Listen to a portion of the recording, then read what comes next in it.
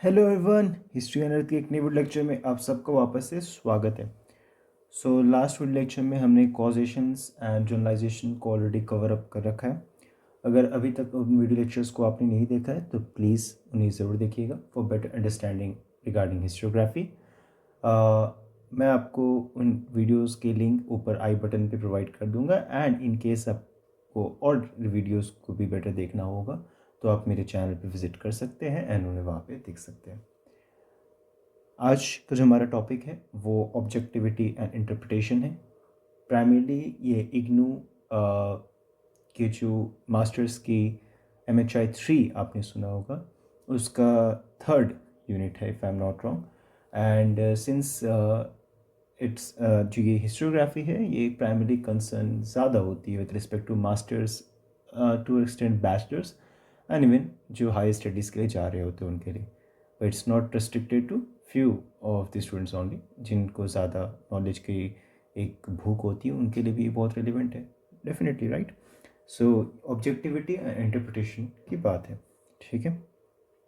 Before starting with video lecture, अगर आपको मेरी इनिशिएटिव अच्छी लगी हो तो please do like, comment your feedback and in case अगर आपको कोई भी क्वेरी हो या कोई भी ऐसी नॉलेज की रिक्वायरमेंट हो जो मैं आपको प्रोवाइड कर सकता हूँ, जहाँ तक मुझसे पॉसिबल होगा मैं डेफिनेटली प्रोवाइड करूँगा। सब्सक्राइब कर लीजिएगा, बेल आइकन को दबा दीजिएगा सो एट कि नेक्स्ट टाइम जो भी मेरी वीडियो लेक्चर्स आए तो आपको टाइम पर वो नोटिफिकेशन मिल जाए। एंड शेयर कर दीजिएगा उन सभी लोगों के साथ जो जिन्हें एक्चुअली नॉलेज रिक्वायरमेंट है, जिनको नॉलेज चाहिए एंड डेफिनेटली जो एक्सपेंसिव इंस्टीट्यूशंस की पेमेंट नहीं कर सकते उनके लिए भी ये बहुत रेलिवेंट होगा, ठीक है। So starting with the topic objectivity and interpretation. अब सो बेसिकली स्टार्ट जब हम करते हैं कि बेसिक इंट्रोडक्शन को जब हम लेकर चलते हैं, राइट। सो ऑब्जेक्टिविटी की जो प्रिंसिपल की हम बात करते हैं ये एक बहुत ही रेलिवेंट, एक बहुत ही इम्पॉर्टेंट प्रिंसिपल है जब हिस्ट्री राइटिंग की हम बात करते हैं, जब इतिहास लेखन की हम बात करते हैं। और ये एक बहुत ही इम्पॉर्टेंट बेसिस की तरह देखते हैं जहाँ पे हम किसी एक पर्टिकुलर इवेंट को एक सर्टेन पीरियड ऑफ टाइम के अंदर हम उसे इंटरप्रिटेशन उसमें करने की कोशिश करते हैं, इंटरप्रेट करने की कोशिश करते हैं। ऑब्जेक्टिविटी एक बहुत ही क्रूशियल फैक्टर है या क्रूशियल एलिमेंट है, खासकर जो वेस्टर्न हिस्टोरियंस, ठीक है। And the tradition of west बोल सकते हैं, खासकर उसमें ये बहुत इंपॉर्टेंट रहा है क्योंकि वो ऐसा मानते हैं कि जो ऑब्जेक्टिव है वो एक कोर पार्ट होता है किसी भी लेख या लेखन का या राइटिंग का। एंड इंटरप्रिटेशन करना, खासकर हिस्टोरिकल डेटा एंड इवेंट्स का, वो अनदर एक क्रूशियल फैक्टर है कब, जब हम हिस्ट्री राइटिंग लिख रहे हैं, राइट। उनका हिस्टोरियन से खासकर मानना ये होता है कि ऑल्दो कई सारे चैलेंजेस इसमें डेफिनेटली फिलोसफर्स करते हैं, थिंकर्स करते हैं, बट बेसिक कोस्ट क्या होता है कि ऑब्जेक्टिविटी जो है उसको ढूंढा जा सके बेसिकली, और उसकी जो एक रेलिवेंस है उसको असेस किया जा सके। पी नॉविक जो थे वो एक क्रिटिक रह चुके हैं, याद रखिएगा। P Novick, let me write, P Novick ये एक क्रिटिक रह चुके हैं प्रिंसिपल्स ऑफ ऑब्जेक्टिविटी को लेकर। ऑब्जेक्टिविटी की बात करें खासकर इतिहास लेखन में तो उसमें इंटरप्रिटेशंस होते हैं, हमने पढ़ा, खासकर हिस्टोरिकल इवेंट्स होते हैं जिसके बेसिस पे एविडेंसेस जो होते हैं वो कहीं ना कहीं जो उनके रीडर्स होते हैं ये उनको एनालाइज करने की कोशिश करते हैं, उनको समझने की कोशिश करते हैं, उसको एक सच्चाई, उनको एक ट्रुथ दिखाने की कोशिश करते हैं without bringing any wishful thinking और प्रोपोगेंडा। दैट मीन्स कि ना बिना किसी बायसनेस के या एक इंटरनल मोटिव के एक एविडेंस जो शो किया जाता है या एविडेंस जो होता है उसकी इंटरप्रिटेशन से एक करेक्ट आउटकम ड्राइव किया जा सकता है। अमेरिकन हिस्टोरियन जो बताया था पी नोविक, उनका मानना ये था कि एजम्पशंस जो होते हैं जिसके बेसिस पे ऑब्जेक्टिविटी रहती है, टिकती है, उसमें कमिटमेंट होता है खासकर रियलिटी की तरफ, उस पास्ट को लेके, और एक ट्रुथ को ढूंढने की कोशिश किया जाता है जो कि कॉरस्पॉन्डेंस होती है to the reality, right. Historians basically जब हम बात करें वो उनके लिए ज़रूरी होता है कि किसी भी एक हिस्टोरियन के लिए दैट ही और शी मस्ट बी अनबायस्ड।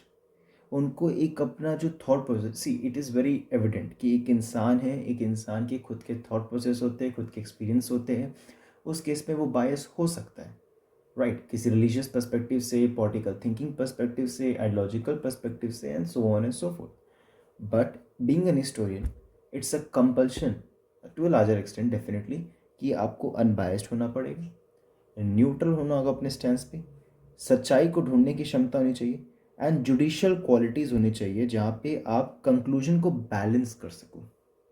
अब एक तरफ पूरी तरह से टिल्ट ना हो जाओ।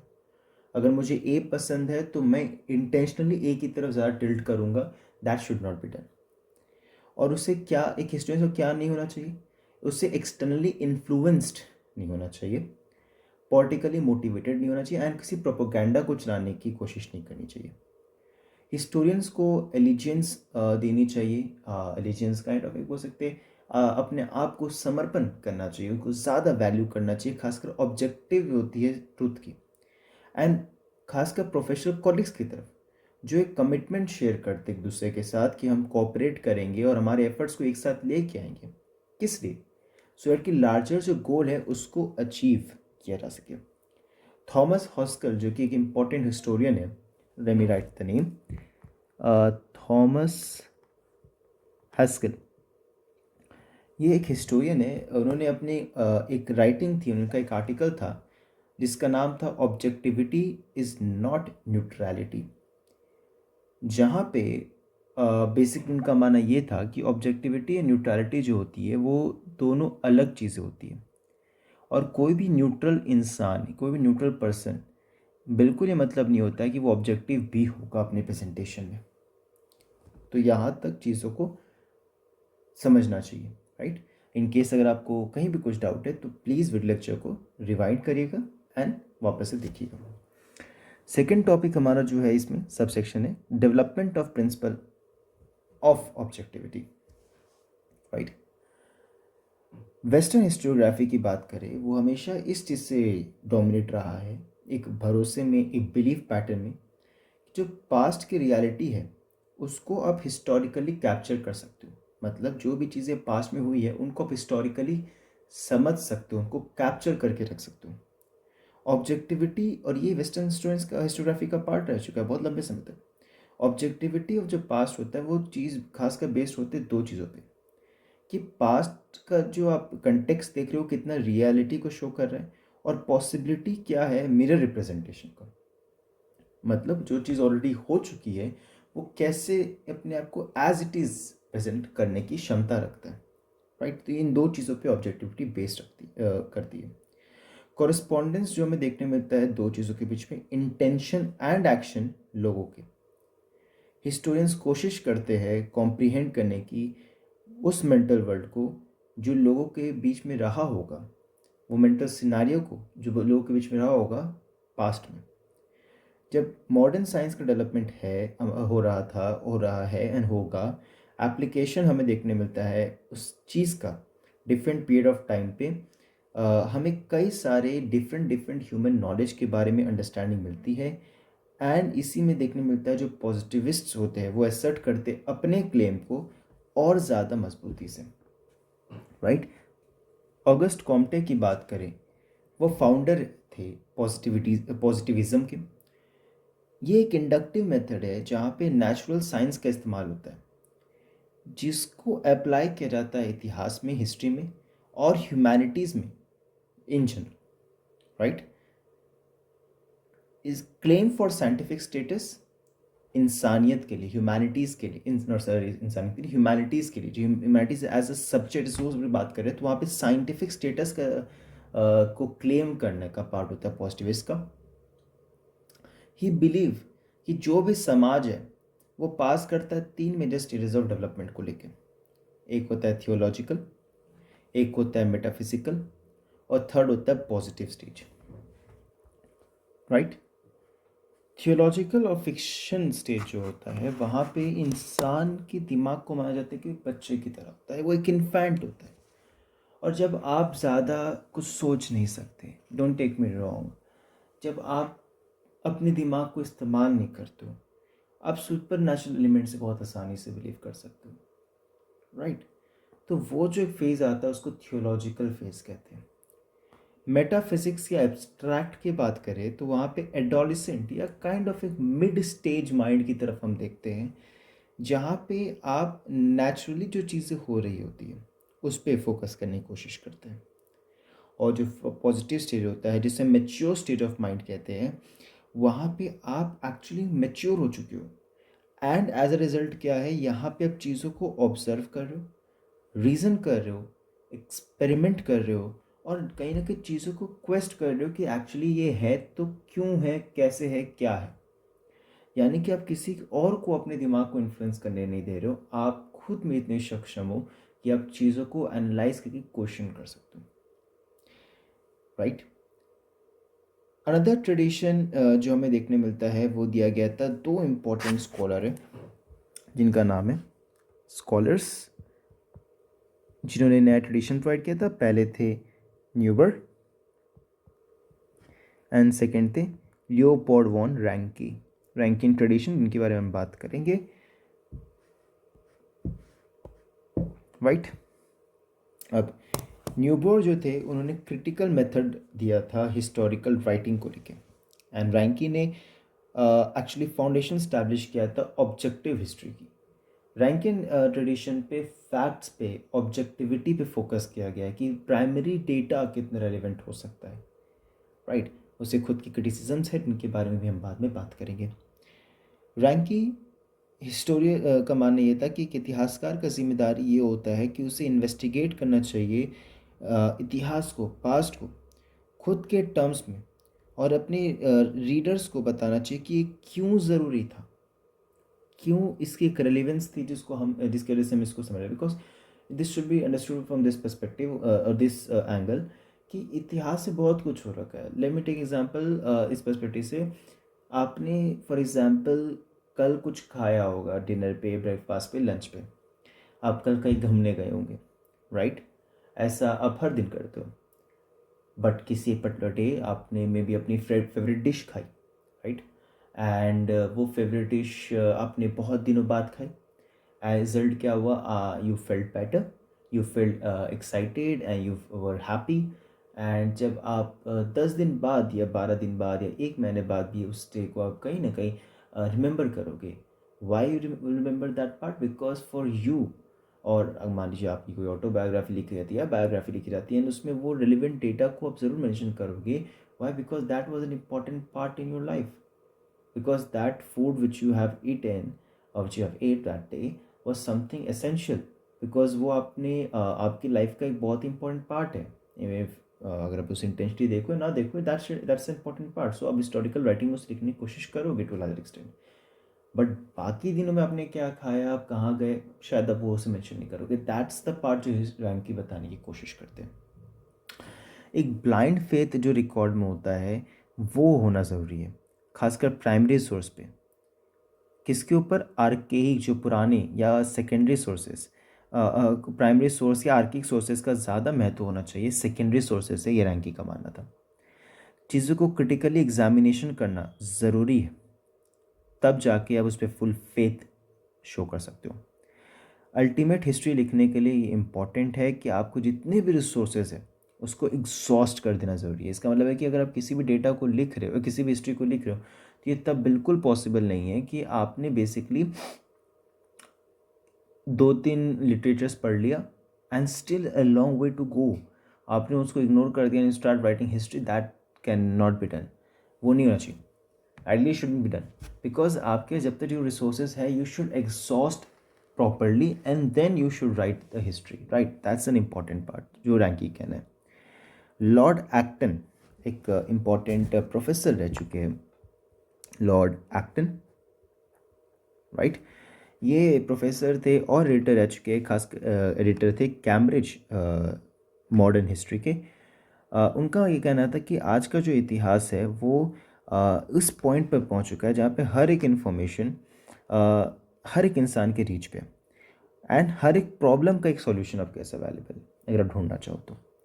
साइंटिफिक स्टेटस ऑफ हिस्ट्री की बात करें एज पर JB बरी, राइट, उन्होंने बोला था कि ये एक्टन के सक्सेसर थे, रिगियस चेयर एट कैम्ब्रिज। मानते थे कि हिस्ट्री जो है वो प्रोवाइड करता है मटेरियल फिलोसफिकल स्पेकुलेशंस के लिए या लिटरेरी आर्ट के लिए, क्योंकि इनका मानना ये था कि एक साइंस ना ही कम है ना ही ज़्यादा है, ठीक है। जॉर्ज क्लार्क अनदर स्कॉलर थे, उन्होंने डिस्टिंक्शन किया था दो चीज़ों के बीच में, hardcore fact and surrounding pulp of disputable interpretation, right. EH Carr another scholar, उनका मानना था हिस्ट्री कंसिस्ट करता है कई सारे फैक्ट्स, इतने फैक्ट्स आप सोच भी नहीं सकते, जो डिफरेंट डिफरेंट फॉर्म में डिफरेंट टाइम एंड स्पेस में अवेलेबल है। एंड हिस्टोरियंस की जिम्मेदारी क्या है, उनको कलेक्ट करना, उसका उनको कैटेगराइज करना, उस पर सपोर्टिव एलिमेंट्स को ऐड करना बिफोर फाइनल प्रेजेंटेशन। इन सब चीज़ों को करने की जिम्मेदारी एक हिस्टोरियन की होती है। हाउएवर, जब एक हिस्टोरियन चीज़ों को देखने की कोशिश करता है, डॉक्यूमेंट्स अवेलेबल जो होते हैं उनको देखने की कोशिश करता है, उनको समझने की कोशिश करता है, नए पर्सपेक्टिव्स आना शुरू करते हैं, इनके डिफरेंट पर्पस होते हैं, and then start to criticise. ये कहीं ना कहीं शुरू करते हैं क्रिटिसाइज़ करना रैंकिंग ट्रेडिशन को, जिनका मानना होता है कि कंप्लीट ऑब्जेक्टिविटी प्राइमरी सोर्स से सिर्फ नहीं आ सकती। दूसरा क्रिटिज्म एक और आता है एलिट सेंट्रिसिज्म को लेके, कि रैंकी ने एलिटिज्म की तरफ ज़्यादा फोकस रखा था। नया ट्रेंड जो आया है वो है social factor, economical factor, political factor, जो कि एलिट सेंट्रिसिज्म के बियॉन्ड जाता है। तो ये एक नया ट्रेडिशन है जो कि एनाल स्कूल और मार्क्सिस्ट स्कूल में हमें देखने को मिलता है। दैट्स अनदर पार्ट जो कि रैंकी ट्रेडिशन के बियॉन्ड जाके देखते हैं। रिस्ट्रिक्शंस इम्पोज किए जाते हैं साइंटिफिक एंड ऑब्जेक्टिविटी क्लेम जो हिस्टोग्राफी की अप्रूव है, खासकर लड़ाई के समय। क्योंकि होता है क्या है, लड़ाई जब होती है तो हिस्टोग्राफी में बहुत सारे मैनिपुलेशंस आते हैं। हिस्टोरियंस जो होते हैं उनको कंपेयर किया जाता है वो रिकॉर्ड्स को लिखना जिनको रिकॉर्ड्स जो कि मैनिपुलेटेड होते हैं प्रोपेगेंडा को चलाने की, और फ्री फ्लो ऑफ जो ओपिनियन होता है डेफिनेटली उस टाइम पे रिस्ट्रिक्ट हो जाता है। ये कुछ इंपॉर्टेंट पार्ट है with respect to this development. ना कुछ फीचर्स की हमें बात करने की ज़रूरत है। जब हम फीचर्स की बात करते हैं तो यहाँ पे कुछ 4-5 इंपॉर्टेंट फीचर्स है जिनको ध्यान से सुनिएगा। फीचर्स क्या है कि जो भी ऑब्जेक्टिविटी होती है वो हमें रियलिटी, हमें ट्रुथ की तरफ ले जाने की कोशिश करती है। वो हमें हिस्ट्री और फिक्शन से के बीच में डिफरेंस क्या है उसको समझने की कोशिश करती है, कराती है। ऑब्जेक्टिविटी जो होता है वो फाउंडिंग प्रिंसिपल है किसी भी हिस्ट्री राइटिंग का। ये प्रोपोगेंडा एंड बायस्ड अप्रोच से बिल्कुल डिफरेंट होती है, एंड ये रिलाई करती है एविडेंस पे, लॉजिक पे, एम्पिरिसिस्ट वैल्यू पे ज़्यादातर हम कह सकते हैं, राइट। नेक्स्ट पार्ट जो है वो आता है हमारा क्रिटिसिज्म ऑफ ऑब्जेक्टिविटी, राइट। जब हम बेसिकली देखने की कोशिश करते हैं तो एक एंथ्रोपोलॉजिस्ट थे जिनका नाम था CL Strauss, CL Strauss, right. उन्होंने मेंशन किया था कि सिविलाइजेशन जो होता है वो बेस्ड करता है रैशनैलिटी पे और साइंस पे, और वो हमेशा सुपीरियर होता है प्री मॉडर्न और सैवेज कम्युनिटी से, राइट। कई सारे हिस्टोरियंस जो थे उन्होंने लिंक करने की कोशिश करी थी इतिहास को लिटरेचर से। उनका मानना ये था कि जो वर्ल्ड है वो कन्वे करता है हम सबको वर्ड से, वो सच्चाई नहीं है। जो हमें वर्ल्ड कन्वे किया गया है वर्ड से वो सच्चाई नहीं है। पास्ट वही है जो कि हिस्टोरियंस इमेजिन करते हैं और फिर अपने रीडर्स को नरेट करते हैं।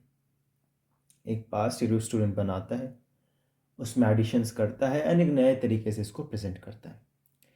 3 मेजर क्रिटिसिज्म जो यहाँ पे देखने को मिलता है वो है कंस्ट्रेंट ऑफ एविडेंस, यानी एविडेंस की मतलब है कि एविडेंसेस की कमी होना और इंडिविजुअल का बायसनेस होना, cultural relativism and post modern and linguistic turns, ठीक है, लिंग्विस्टिक टर्म, ये आपको देखने को मिलेगा।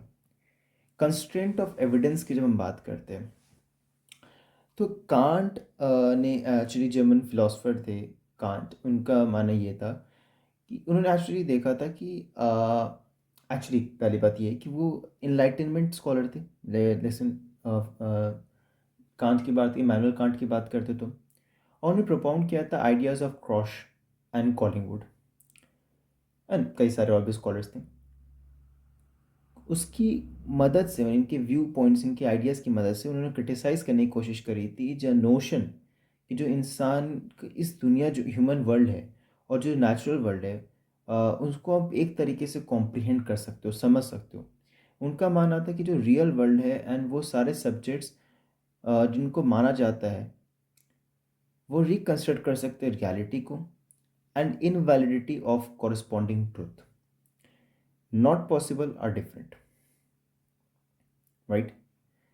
विलियम डेथे की बात करें, एक जर्मन फिलोसफर थे, उन्होंने बुक अपनी लिखी थी, William, right, let me write the name, Wilhelm डेथे।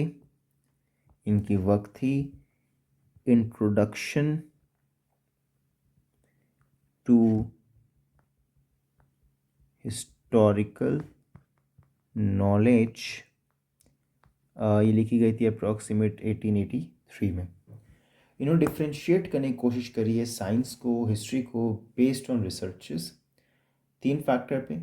क्या फील्ड था रिसर्च का, क्या लेवल है एक्सपीरियंस का, एंड रिसर्चर का एटीट्यूड क्या है। इनका मानना ये था कि साइंस जो है वो एक एक्सटर्नल फैक्टर है रियलिटी को लेके, एंड हिस्टोरियंस इन्वॉल्व करते हैं in process of constructive reality. एक और स्कॉलर हमने बात की थी क्रॉशे, उनका पूरा नाम है बेनेडिक्टो क्रॉशे या बेनेडिक्टो क्रॉशे, या जो भी प्रोनाउंसिएशन आप कर सकते हो। एक इटालियन हिस्टोरियन थे। मेंशन करते हैं अबाउट द फंडामेंटल डिफरेंस जो कि साइंस और हिस्ट्री के बीच में था। इनका मानना कि था कि जो भी हिस्ट्री है वो कंटेम्प्रेरी हिस्ट्री है एंड पास्ट एग्जिस्ट करता है हिस्टोरियन के माइंड में, right. Another scholar, E.H. Carr, although we have two more scholars इनके व्यू पॉइंट्स है, but I am gonna give you about one more scholar, E.H. Carr। इनका मानना था क्या कि हिस्टोरियंस जो है वो प्रोडक्ट है अपने खुद के टाइम के एंड खुद के बायसनेस के, और उनको इन्फ्लुएंस करता है उनका कंटेम्प्रेरी सिचुएशन और वो किस आइडियोलॉजिकल बेंट पे है, उनका आइडियोलॉजिकल बेंट क्या है, सॉरी। दस फैक्ट्स आपका कम्प्लीटली कभी भी रिलायबल नहीं हो सकता है एज सच फैक्ट्स, क्योंकि आपका कभी प्योर चीज़ें रिफ्लेक्ट नहीं करता है। ये जो भी चीज़ें आती है वो स्टूडेंट्स के माइंड से आती है, वो भी पूरी तरह से फिल्टर होने के बाद एंड मल्टीपल चीज़ों के एलिमेंट ऐड होने के बाद, ठीक है। इसलिए 2 तरीका आप सिलेक्शन का मान सकते हो फैक्ट्स को लेके, कंटेम्प्रेरी रिकॉर्ड्स और perception of necessity, and historians perception जो कि फर्दर नैरो होता है more specific zone of relevance की, उस हिस्टोरियन के पर्सपेक्टिव से क्या चीज़ें रेलिवेंट है रिकॉर्ड करने के लिए। तो ये चीज़ें रेलिवेंट है।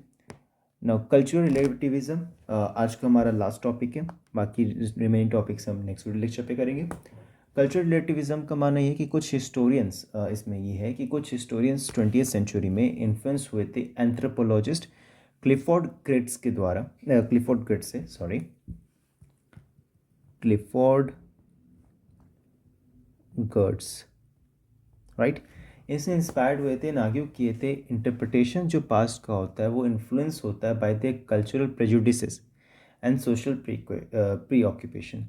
इसका मतलब ये है कि जो भी पास्ट को आप इंटरप्रेट कर रहे हो उसके पीछे आपका एक कल्चरल प्रेजुडिस क्या है, आपका एक बायस ने, कि टिल्ट किस साइड में, आपने कौन सी धारणा ऑलरेडी बना रखी है, विचार धारणा, और आपका सोशल प्री ऑक्यूपेशन क्या, आप समाज में किस पोजीशन को होल्ड कर रहे हो। ये कुछ चीज़ें बहुत इंपॉर्टेंट फैक्टर होती है जो एक हिस्टोरियन को इन्फ्लुएंस करती है जब वो इंटरप्रेट कर रहा होता है किसी फैक्टर को, किसी एलिमेंट को, किसी राइटिंग को, किसी इवेंट को।